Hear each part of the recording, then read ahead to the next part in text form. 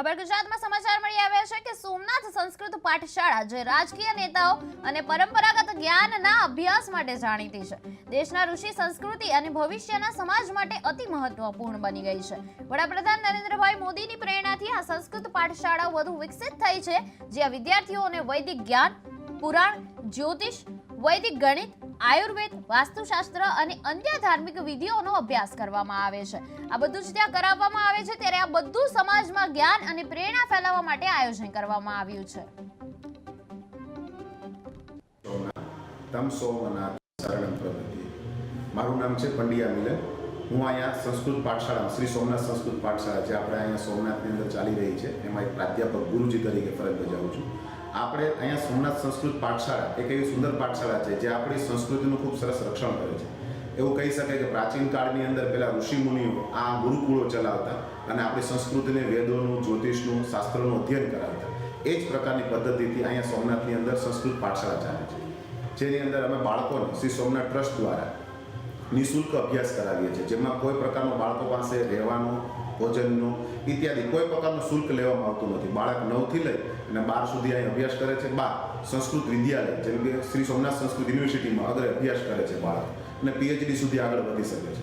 અને આપણા સોમનાથ સંસ્કૃત પાઠશાળા આપણા સંસ્કૃતનું રક્ષણ તો કરે છે અને સમાજની અંદર આપણી સંસ્કૃતિનો પ્રચાર પ્રસાર થાય એ હેતુથી આપણા પ્રધાનમંત્રી શ્રી નરેન્દ્રભાઈ મોદી એની દીર્ઘદ્રષ્ટિથી આ પાઠશાળા ચાલે છે અને સોમનાથ ટ્રસ્ટ આની અંદર આટલો બધો ઉત્સાહપૂર્વક ભાગ લે છે અને બાળકોને એક નવી દિશા આપવા માંગે છે। તેના માટે ઘણી વખત આપણે સંસ્કૃત પાઠશાળાની અંદર ઘણા બધા વિષયો રાખેલા છે। એમાં આપણે જોઈ શકીએ છીએ કે વેદ છે, પુરાણ છે, જ્યોતિષ છે, વૈદિક ગણિત છે। અત્યારે તો આધુનિક સમય પ્રમાણે જોઈએ તો આપણે છોકરાઓ અંગ્રેજી પણ શીખે છે અને કોમ્પ્યુટર પણ શીખે છે, જેના કારણે તે બહારના સમાજ સાથે એ કનેક્ટ થઈ શકે અને આપણી સંસ્કૃતિને સમજાવી પણ શકે। આપણી ઋષિ પરંપરા જળવાઈ રહે તેના માટે તે બાળકોને ગૌશાળાની અંદર એક નૈસર્ગિક વાતાવરણ મળે, એટલે વડલા નીચે ગૌશાળાની ગમાણમાં અલગ અલગ રીતે ત્યાં અભ્યાસ કરે છે અને બાળકો જ્યાં કર્મકાંડ શીખે છે એનું પ્રેક્ટિકલ પણ મળે। એટલે તે વિશેષ આપણી અંદર જોઈ શકીએ કે આનો પ્રચાર પ્રસાર થાય એટલે સમાજને શું ઉપયોગી થાય આ બાળકો, તો આપણે જોઈ શકીએ કે છોકરાઓ બહાર નીકળે તો અત્યારની નવી પેઢી જે છે એ સંસ્કૃતિ અવગત નથી, તો એ વગેરે વગેરે માહિતી માગે છે કે ભાઈ આ પૂજા શા માટે છે, તિલક પછી અક્ષત શા માટે છે, લગ્નની સપ્તપદી શા માટે છે, 16 સંસ્કાર શું છે।